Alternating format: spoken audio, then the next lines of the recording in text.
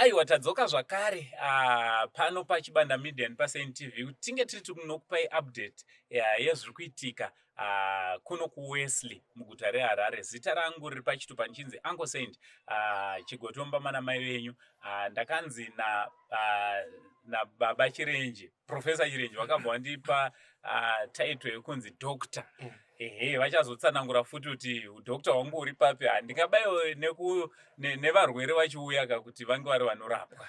Asi zvisinei, kana uri kutoona kekutanga usati wasubscribe, don't forget to subscribe, turn on your notification bell so that every time we upload a video, you'll be notified. Also, don't forget to follow us on our Facebook page, or rather pages, Chibanda Media, and also paSaint TV. Nchitoti murisei kwese kwamuri. Aiwa ndofunga muri ngoona nemufaro wedu kuti tiri kufara zvakanyanya. So nhasi tatsikwa nevakuru, handiti tatsikwa nevakuru vandichada kuti tinge tiri tinotaura navo, asi regai nditange ndasweresa baba Chirenje. Baba Chirenje, maswera sei? Dok, ndakachengetwa naShe. Ndiri kufara. Ndatsikwa neprovince, kana tiri kwedu tinoti province. Utekwa. Varume vakuru nevakadzi vakuru. Chokwadi. Tinovachingamidza zvizhinji. Aiwa tinotenda. Vatitsika munguva yakafanira. Kutsikwa zvisingarwadzi. Aiwa zvirwadzi. Aiwa tinotenda. Right. Baba. Sei makasimba here? Tinoripo makasimba. Tiri nani? Aiwa tinotenda. Makasimba here mama? Tiripo makadiwo. Aiwa tiri nani. Chekutanga muri yeZimbabwe ingada kutanga kuziva kuti tiri kutaurawo nani uye munobva kupi muchiita nezve? Vazhinji I think vanondiziva vanongoziva kuti Solar Pro. Alright. Asi zita rangu ndinoitwawo Ivan Basa. Alright. Isusu tisu vemagetsi vacho. Alright. Ukangoona magetsi waona inini. Alright.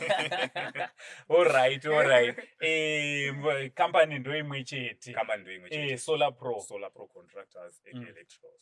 Aiwa tinotenda. Mama, nhasi mauya zvakamira sei? Alright. Ini ndinoitwa Mai Pasi. Tabvawo kuSolar Pro Contractors and Electricals. Tauya taona kuti pana pane chiitiko chinofadza. Tikaona kuti zvakakodzera ende zvakanaka kuti tive tigotsigira tibatirane nevamwe tichipemberera mufaro una Mr. Chirenje namai kuti nyakanyaka yavanga vari yakuchipera. Saka taona zvakanaka kuti tive tinotsigira chiitiko chakanaka kudai ichi. Aiwa, tinotenda. Ndofunga muri kungozvinzwira. Ndoziva kuti vazhinji vakutomhanya mucomment section kunyora kuti zvoni asi magetsi atouya here apa. Baba Chirenje imimopa mavaona vachisvika vasati vataura zvavari kuda kunge vari vanoita. Muri kunzwawo sei pakuti musha unoyo wanga usingashanywa? Ndo chokwadi, inini nemi for makore 3 atazivana tichiuya panapa. Hatina kumbounganirwa sezvizvi. Pandabuda mudanga rangu ndichiona dzimotikari dzakapaka kudai, ndarohwa nehana. Ndavhunduka, ndatya. But ndabva ndaona futi kuchibuda vakapfeka matisheti eyero amuri kuona, ndaaitawo kuverenga ndiri kure ndichipesana navo. Ndichipesana navo ndipesane navo ndaaverenge. Ndaenda panenge pamusoro apo ndadzoka ndaona vamira pano. Ndanzwa kutya. Asi ndafara kuti wakaona musha wakutsikwa nevaenzi wozoti zvaendwa. Magariro atakaita panapa taisangana nevashomana navayozotoona. Asi wakaona dzakumira kudai. Aiwa, kudenga kuna Mwari. Kudenga kuna Mwari. Asi ndo pane vanhu. Ndo patiri. Ndo pamunogara imi. Ana sekuru venyika. Ndo saka takanzi ana sekuru venyika kwete vekudenga. Kudenga kuna Mwari wega. Tinotenda. Alright. Se regai ndichidana nezita recampany Solar Pro, handiti because toda kuti ripinde mumisoro yevanhu vazive kuti no seSolar Pro nhasi mauya makagadziriri baba namai Chirenje. Zvataita nhasi toda kuvarova skuna. Alright. Toda kuvarova iri skuna chaiyo. Taona zvakanaka nekuti muvakadzikani vedu. Isusu ofisi yedu iri muno muWesley. Saka pataita mafollow up enyaya dzavo tichidziteerera taona kuti muvakidzani wedu haangagari amuri imaka. Isusu magetsi achigadzirwa pasira. Saka zvatavafungira tine surprise yavo yatira kuvarovera haisisiri surprise ndo takukuudza tinenge tichakuisirai system 3.5 kV solar system 24 volt ichange ichikwanisa kukusumudzirai lighting yemba yese entertainment nefridge 1 ya saka pamagetsi no worry Hey.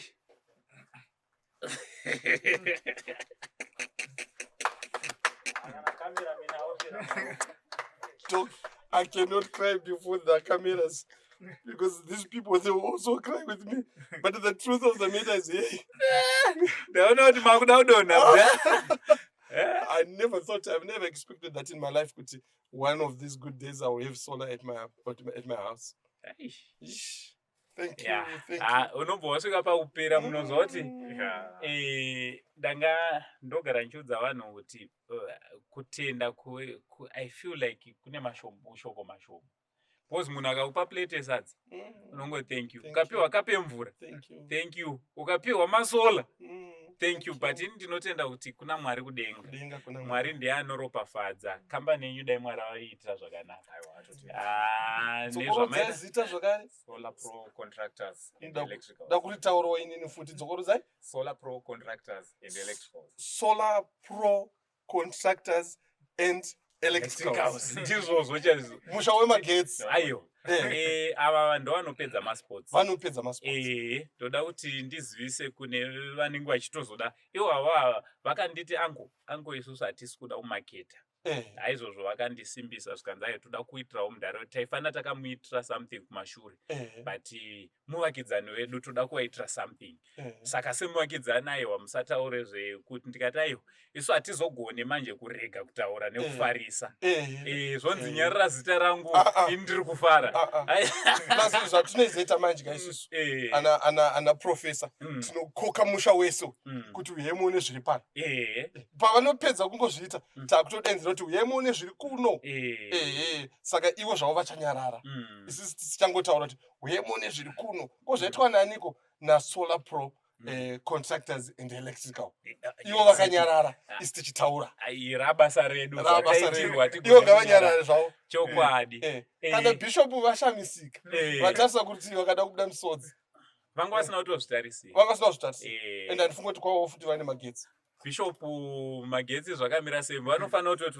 vachingobva panapa vanofanira kutaura nevarubava namai avo vava ndo vaite number 2 kubva panapa aiwa tinotenda chibanda uya kuno kushamwari yangu chibanda handigona kumusiya nekuti munzendo hanzi vaviri vangafamba sei vasina kuona masola awa kwako hakuna masola ndati rega ndibve ndakudana panapa toda kuti upromotewo kampani iyi uite wekutanga kutenga masola uku handichiti kubva pavhidhiyo rinoiri tichataura behind the camera ayo but tanga wapromisa kuti uchatora masola aimwa muziwa takataura kuti aiwa isa promise aiwa chief ingoti gaga chief kutenga ndikutenga vari kuzviziva ango ndakakuti kuti right imwe client yenyu iyi number 2 kutobva panapa ada kutonoitirwa pamba pake masola kutenga vamwe vangazota kuchibanda zvakuita sei chibanda ari kutenga Mwari wekudenga achitiitira zvakanaka aiwa thank you so much saka mati mundeedze pakamera ndati uzvizika wazvinzwa lead by example aiwa tinotenda pavanouya kuzoisa masola kwako ndine ndiri behind the camera ndichitaura asi tiri pachibanda imi muri maapresenta kamudara apresenta aiwa ndaapresenta aiwa tinotenda thank you so much aiwa toda kutenda chose nekubasa renyu tichida kungobvunzawo ndakutongobvunzawo for the sake yevamwe vanotanga kubvunza mibvunzo yandozotadza kupindura kwangunzi anko saka masola avo zvakamira sei ofisi yavo iri papi tinogona kusangana nawo sei alright zvazvinoita tange tavataura pane ofisi ofisi yedu iri muno muWesley muna 17th Street next nepanonzi pagazebhu pakawash pane kawash apo kungosvika pagazebhu chete kwangoti pemasola ndepapi hapana asingapazivi. I think ndo madirections ari easy. Kana tichiti 1/7 yacho iri papi unenge uchibva nepane Warren Park roundabout apo uchipinda muWestleigh ndo first left 10 yakanzi 1/7 street. Ukadzika nayo painonoperera kuend unoona pakanonzi pagazebhu pane car wash then vanokuratidza is opposite gazebhu.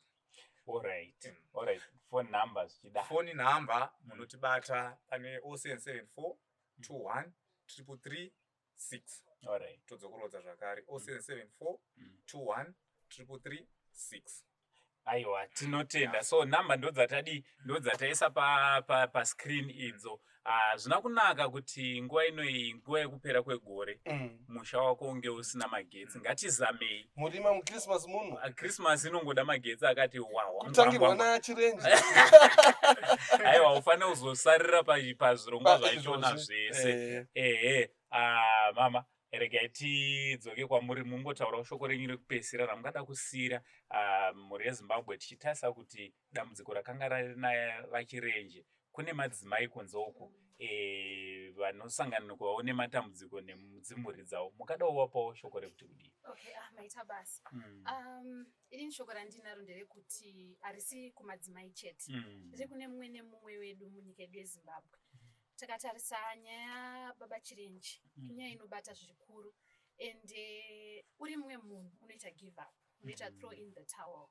But I think mashoko andokwanisa kusiya ndeyekuti let's not lose hope. Mwari vagara vane chinangwa chakanaka pamusoro peupenyu hwedu. Kuna Jeremiah 11:29 anotaura ndine mufungo wakanaka pamusoro peupenyu hwako. Saka regai tirambe tichizvirangarira izvozvo kuti Mwari havana kumbobvira vakagadzirira zvakashata pamusoro peupenyu hwedu. Of course, yes, tinogona kusangana nezvinogona kutikwadza nekutirwadzisa. Asi at the end, Mwari ane mufungo wakanaka. Saka ngatirambe takatsungirira, ngatirambe takashingirira. Zvakangofana even mubusiness chaimo. Unogona kusangana nezvinenge zvichikudzosera mumashure, economy yakaoma, unogona kushaya maclients. This is to everyone ari in business, an entrepreneur, whoever it is. Ngatirambe takashingirira, ngatirambe takabatirira pamupendero wegamendi raMwari. Vanotiitira zvakanaka, pakupera kwazvo tinoramba tichiimba kuti Mwari makanaka. Mashoko makuru ndoizwa kuti makutoombera maoko kucomment section ikoko Mwari wekudenga vachitiitira zvakanaka. Shoko renyu guru rekupedzisira sei? Chekutanga ndinoda kutenda mhuri yese yeZimbabwe, munhu wese akabatsira. I think jeni yanga isina kumira zvakanaka.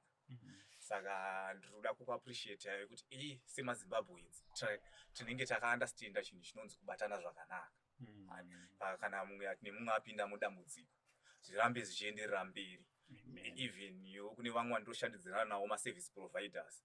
I think vakasununguka kuti vaonewo kana vachikwanisa nepavanogona tirambe tichiongovabatsira. Imba iyi yaane nguva isati yagarwa, saka ine a lot of work inoda kuitwa. Saka tikangobatsirana ndozodawo kutenda Saint TV neChibanda Media yaita kuti tive pano nhasi yatisanganisa nababa namai chirenje. Aiwa, ndotenda. Aiwa, tinonzwa kutenda zvizhinji, tichinzwa mashoko akanaka kubva kwamuri. Mwari wekudenga vakuitire zvakanaka. VeSolar Pro, anditi? Solar Pro. Shoko renyu guru rekuvhara muhirushando runo? I belongs to Solar Pro. Alright. Ndokwamukwenyu iko. My house is lightened by Solar Pro. Tinotenda. Everything is done by Solar Pro. We thank God. Welcome Solar Pro. Thank you so much. Thank you mhuri yeZimbabwe. Zvinhu zvaitika izvi zvaitirwa imi. Asi imiwo itirwaiwo kwamunogara kumasuwo enyu. Kuti chitipambire nyika yese pasawana anosara. Amen. No stone left behind. Yes. And no stone left unturned. Yes. Aiwa, tinotenda Mwari. Aiwa, ndofunga murungoona mufaro uri panapa. Isusu tinonzwa kufara zvakanyanya nekunzwawo kuti saka basa riri kubatwa panapa rakakura. Kana tichiona makambani mahombe kudai izvi vana Solar Pro vachiuya ivo pachavo vatungamiriri vekambani vachiti aiwa toda kusvika panzvimbo zvinoreva kuti basa ravo riri kuitwa panapa harisi basa remunhu. Ndinoona vamwe vanhu vanopesa vakuti zvana Angosendi zvana Chibanda Media. Aiwa isusu tinongori vatumwa vari kutumwa nemi. Basa riri panapa ibasa renyu harisi basa redu, ibasa redu tese seZimbabwe. Ndinogara kutaura ndichiti dambudziko chairo kana richinge rawira umwe wedu semuZimbabwe idambudziko rinenge ratowira tese semaZimbabwenzi. So tinofanira kuti tinge tinowana chatinoita pakumira nehama. Zita rangu riri pachitupa ndichinzi Angosendi, chanzvadzi chamai venyu. Mwana ubva abatikana kuti iwewe ungaita hanzvadzi yamai venyu. Kumba kwana mai venyu kune gotwe, ndini gotwe rachona. Gotwe unogona kutoribereka, gotwe rekumba kwana mama unogona kutoribereka. Rine handsome. Ndizvozvo. Tinotenda Mwari. For now tichiti it's much love and God bless you all. Alright, ndanga ndasharika anditi Chief Chibanda, anditi Chief Chibanda tiri kufamba nawo, munogona musiri kuvaona panapa, but kuita kwese uku ibasa remaoko awo. Ndichida kuti big shout out to Manas Chibanda, mwana wekwa Chibanda, Chief Chibanda, Chief Mambo zvisinei achibva panapa mupe mafomu emasola kuti abva afila aratidza kuti akomita. Chiti much love and God bless you all.